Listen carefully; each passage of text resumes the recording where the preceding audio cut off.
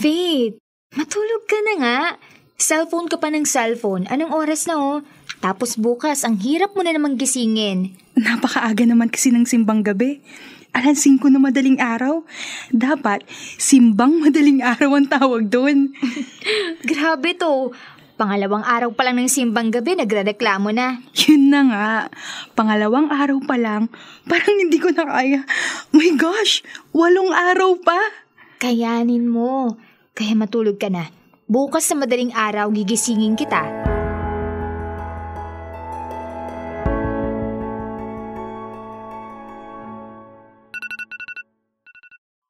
Besh! Besh! Gising na! Besh! Oo na. Gigising na. Maliligo na. Mamaya na tayo maligo pag uwi galing sa simbahan. Mag-toothbrush ka na lang ng mabilis. Tayo na!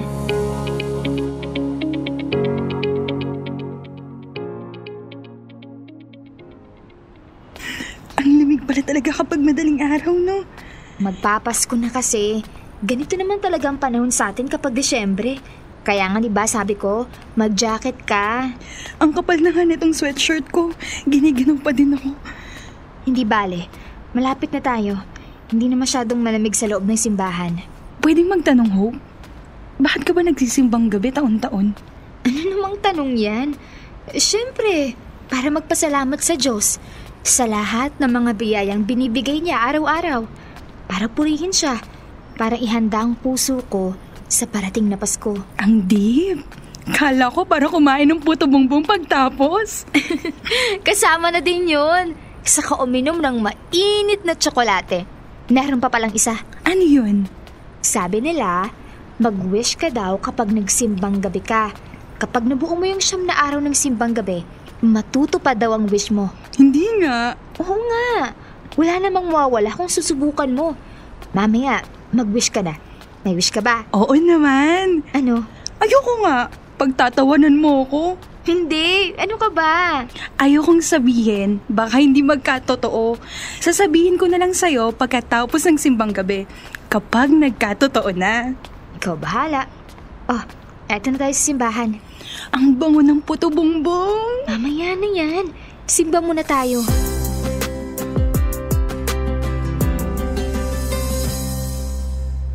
Faith, mukhang gising na gising ka. Anong ibig sabihin? Akala mo, hindi ko napansin? Grabe kayo nung guys sa kabilang side. Sulyapan kayo ng sulyapan. Oh my gosh! Napansin mo din? Grabe, ang cute niya, diba? Kulay almond yung mata, medyo curly yung hair, ang tangos ng ilong, ang kinis pa ng balat. At tingin ng tingin sa'yo. Pinawisan nga ako kahit malamig.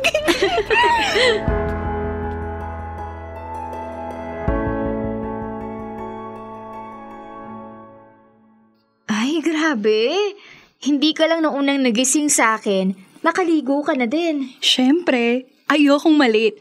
Gusto ko din, mabango ako. Faith, ikaw ba yan? Ako, bagong ligo lang.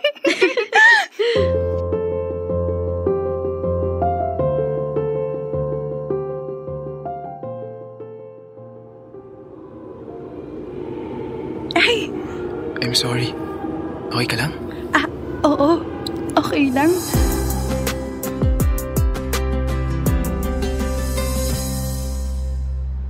Ano nangyari kanina? Bakit ba pa sorry si Pogi pagkatapos ng communion? Nasa likod ko kasi siya. Tapos natapakan niya yung clogs ko. Hope, nagngitian kami. Grabe, akala ko matutunaw na ako na parang kandila. Ang puti at ang ganda ng ngipin. Tapos may dimples pa. Parang commercial model ng toothpaste. Hope, 9 na araw lang ba talaga yung simbang gabi? Hindi ba na-extend yun? Pang-4 na araw na kasi bukas. Ayoko pang matapos.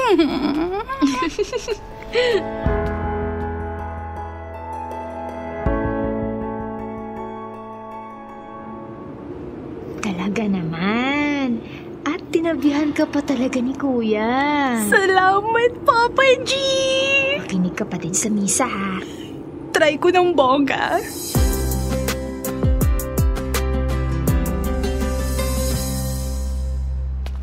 Grabe talaga kayo.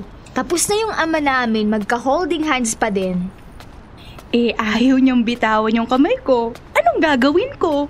Ang tanong, gusto mo bang bitawan niya yung kamay mo? Ayoko. Hope, ang lambot ng kamay niya. Grabe, malambot pero alam mong kamay pa din ng lalaki. Tapos yung kamay namin, magkasukat na magkasukat. Parang sinukat.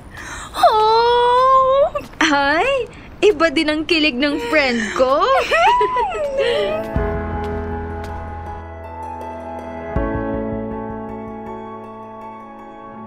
Sa buhay natin, maging sa Faith. buhay ng mga tao sa paligid natin. Tapos na ba? Tatandaan ninyo, Humili pa lang nasa- kaya gumising pwede ka? naman yung pagalingin sa Nakakahiya. puso habang may sakit Humihilig ka eh. pa. Ay, Pero sorry sabi ng naman.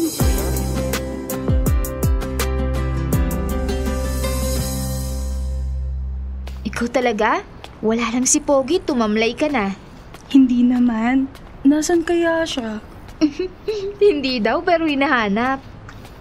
Bango ng puto bongbong. Kain tayo? Hindi ko type ngayon. Ikaw na lang, samahan kita. Isa nga po.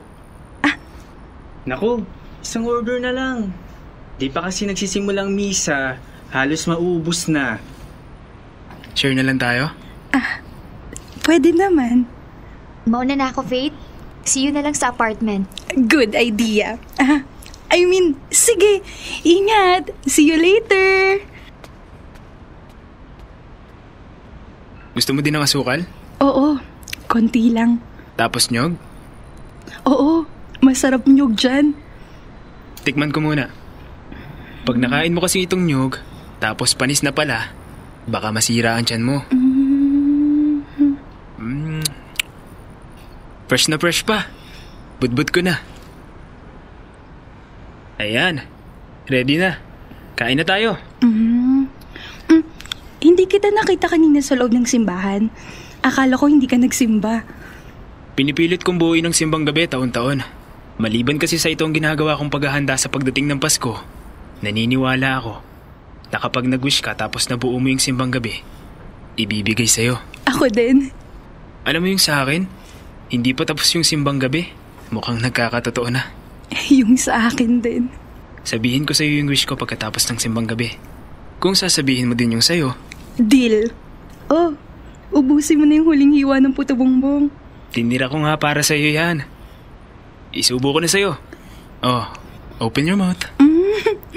Thank you. Alam mo, eto na yata yung pinakamasarap na puto bongbong na nakakain ko sa buong buhay ko. Una na ako ha. Baka hinihintay na ako ng friend ko. Hatid na kita. Wag na. Ang lapit lang ng apartment namin. 2 kanto lang mula dito. May magagalit ba kapag hinatid kita? Nako, wala naman. Yun naman pala.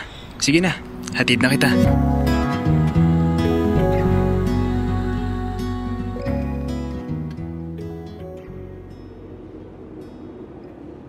Faith, suot mo tong jacket ko. Ha? Paano ka? Okay lang. Makapal naman tong t-shirt ko. Saan ka ba nakaupo? Sa likod, puno na eh. Dito ka na. Uusog ako. Oh, kasya ka pa. Sige, thank you.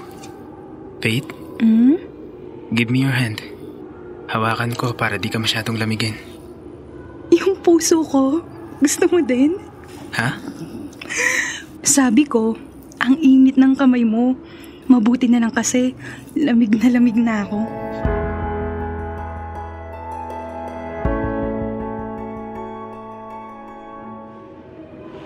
Faith, gusto mo palit tayo para di mo masyadong nakikita? Hindi. Okay lang ako dito. Sure ka? Oo, sure. Basta sabihin mo kung gusto mo makipagpalit.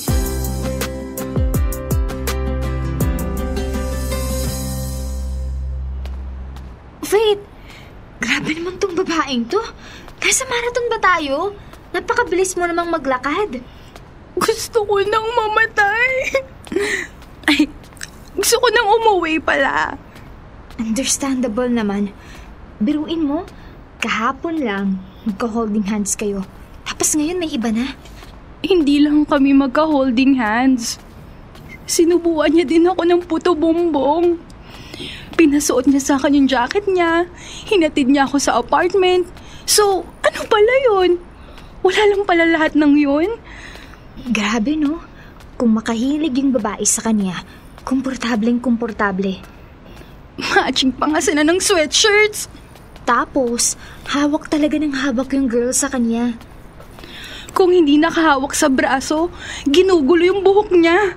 Ang sweet nga nila. Hindi ko din magets pero hayaan mo na. Pasalamat ka na lang na habang maaga, nalaman mong babaero pala. Ang sakit. Ang sakit-sakit, ho. Paasa siya. Sobra.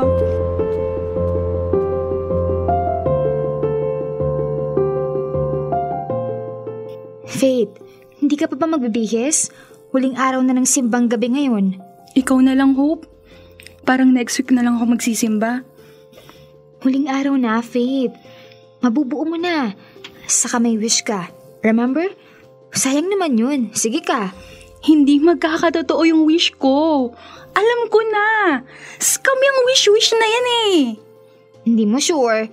Hindi pa tapos ang simbang gabi. Magbihis ka na at malapit na magsimula ang misa.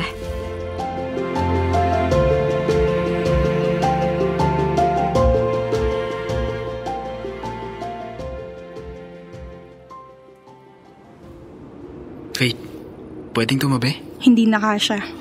Ang sungit naman. Maluwag pa kaya? Usog ka lang konti, please. Faith? Ano na naman ba? Nakaupo ka na. Ano pa ba gusto mo? Galit ka ba sa akin? Bakit naman ako magagalit? Hindi ako galit. Bakit ka ba kasi nakikipagsiksikan dito? Bakit hindi mo tabihan yung girlfriend mo? Girlfriend? Sinong girlfriend? Nagmamaang-maahangan ka pa talaga? Kitang-kita ko po, yung girlfriend mo nakalambingan mo kahapon. Ah, yun ba? Kapatid ko yun. Nag-aaral sa abroad at umuwi for the holidays. May jet lag pa kaya hindi na nakasamang magsimba ngayon. Wala akong girlfriend, Faith. Ikaw sana, kung papayag ka.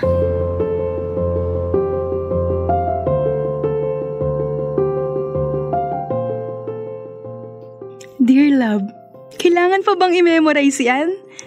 Basic? Alam mo na siguro ang sumunod na kabanata. Siyempre, pumayag ako na maging girlfriend ni Randy. At dahil doon, nagkatotoo ang wish naming pareho, ang makahanap na magiging kapareha. Simula noon, hindi na naging malamig ang Pasko namin. Hanggang ngayon, pareho pa din namin binubuo ang simbang gabi na magkatabi. Ang wish namin taon-taon, sana kami na hanggang dulo para magkakatotoo naman. Kasi 5 years down the road, kami pa din. Sana matupad din ang mga wish nyo kapag nabuo nyo ang simbang gabi. Merry Christmas!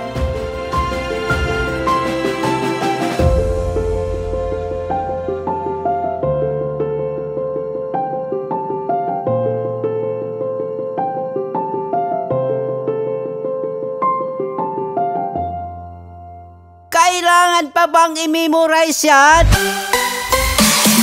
Love Radio Basic!